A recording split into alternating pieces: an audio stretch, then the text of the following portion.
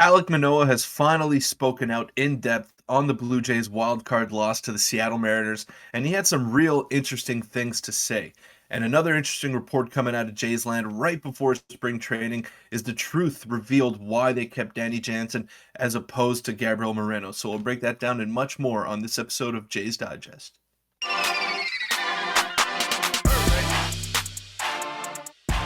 What's up, Jays fans? I'm your host, Peter Vryonis, alongside host Nick Gosse. I want to thank you all for the support that we've been getting. Got some interesting news as the first spring training game is approaching on Saturday. We're thinking of doing, I think, a live stream either on the Saturday or the Sunday, so stay tuned for that. We cannot wait for baseball, but thanks all to all of you for the support that we've gotten. Yeah, it's been great. We're on the road to 6,500 subscribers, so make sure to hit the subscribe button if you haven't already. And like you said, yeah, we're going to be potentially going live for one of the games. We're not quite sure yet, but we'll keep you updated there. But let's get into the first topic, which is Manoah speaks out in depth on the wildcard game loss. And like you said, he had some interesting things to say. So this report, or I guess, interview dropped yesterday.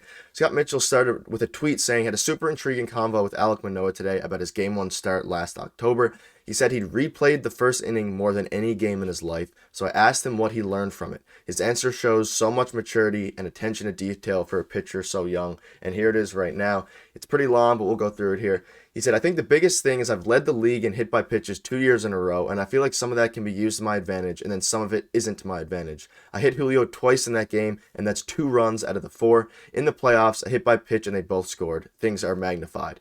You don't tone down the aggressiveness. It's just the focus level. I had Julio 1-2, I believe, and then I hit him. The focus level was like, yeah, put him away instead of, all right, take your breath, get your arm time down, get downhill, extension.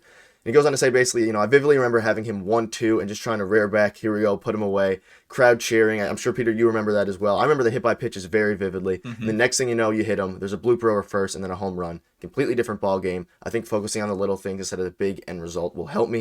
And it kind of goes to shed some light on, his whole thought process. And clearly he's replayed the inning several times, like I'm sure many Blue Jays fans have. But I remember vividly the hit by pitch in the playoffs.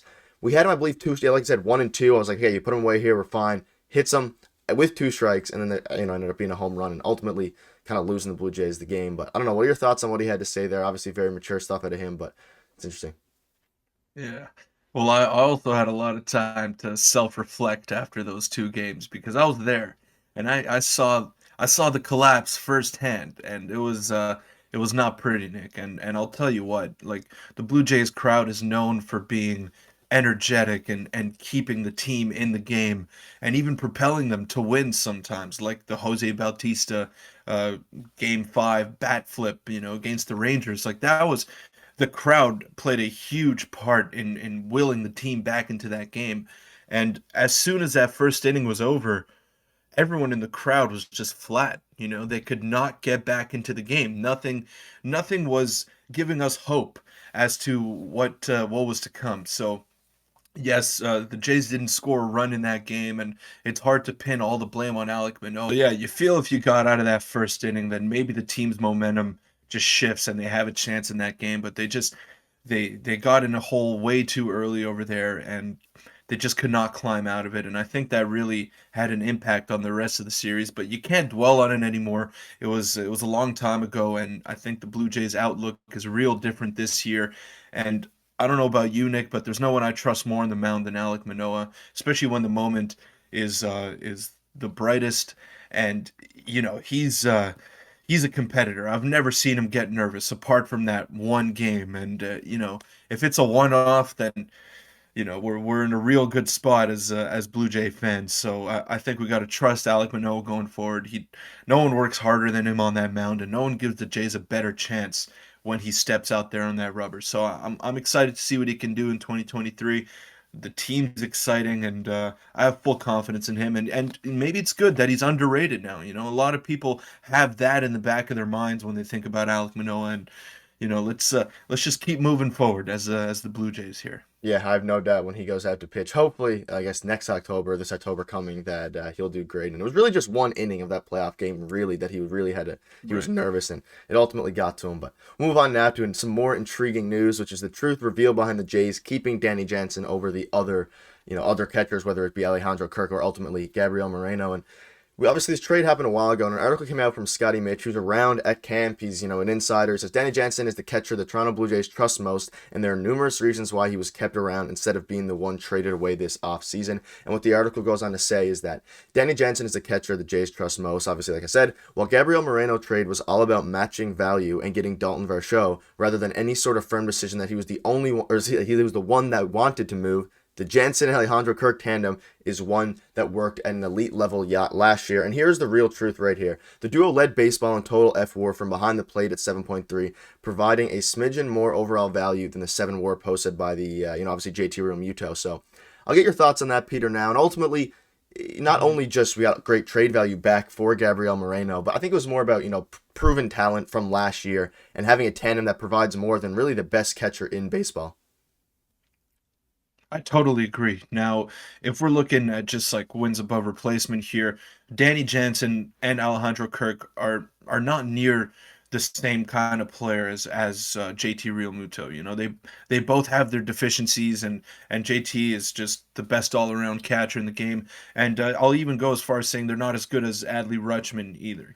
So they won't provide individually the same value that those guys will provide over a full 162, but they work well together. They don't complain about playing time. They're selfless guys, and they both offer different things when they're out there on that field. So Danny Jansen provides leadership, provides a lot of power at the plate, and he's just a good game manager, behind the plate.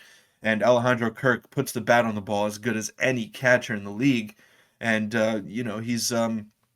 he's just a smart player as well, a good leader back there, but he's got his deficiencies. He can't run the bases. He's not the most powerful catcher. He doesn't have the greatest arm back behind the plate. So the two work well together and are the best tandem in the league. And I think Gabriel Moreno has the chance to be as good as JT Realmuto and Adley Rutschman. But is he the right fit for the team right now? I don't think so. So they dealt from a position of strength, and I was on the train of trading Danny Jansen before, but now I'm all in on this duo, and I'm really excited to see what they can do in a full year. Yeah, and I mean, like you said, Gabriel Moreno has the highest ceiling. There was never really a question about that between the three.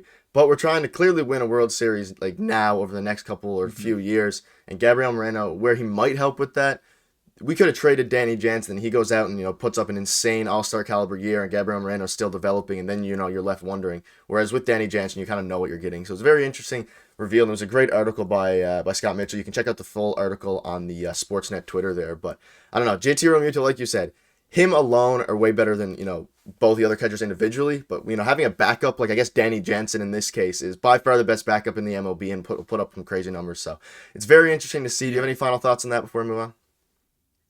Yeah, I mean, Danny Jansen's probably the best backup. I'd put Travis d'Arnaud in the mix as Yeah. well from the Atlanta Braves. Now that he's going to be backing up Sean Murphy, but there's nothing wrong with the Jays catching duo, and obviously it hurts to lose your top prospect. But when you have young guys in the major leagues like that are already producing at a high level, like people forget Alejandro Kirk is 24, entering his age 25 season, and he's going to be good for a real long time, and I have no doubt that they made the right choice there. I agree. Let us know what your thoughts are on that. I think most Jays fans have come along to it. But a couple other quick topics, which is Buck Martinez broadcasting info was revealed along with his thoughts on returning to the Blue Jays booth.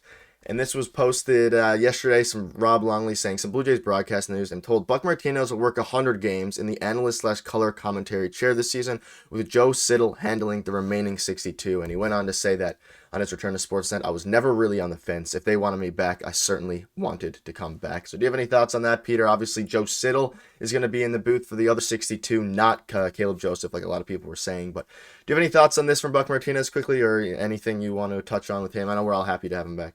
Yeah.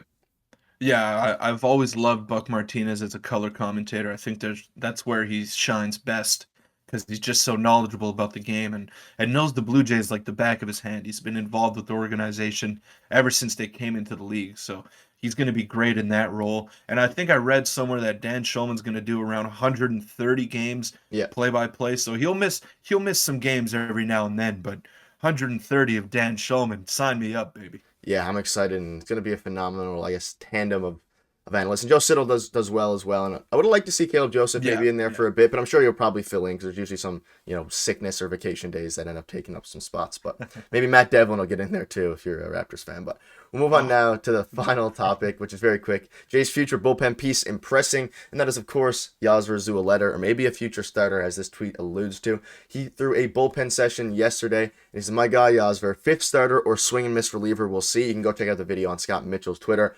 Peter, I'll just quickly ask you before we wrap up here. What do you think is the more likely outcome for Yasser Zueletta? Him being the fifth starter or a potential swing and miss reliever? Obviously, we had a video covering him maybe over like a month ago now. The offseason's flying by. But do you have any preference? I know you think you may have been on the starter train before. I mean, I think maybe this season he could be a reliever, but maybe in the future a fifth starter. Do you have any thoughts on that before we wrap up?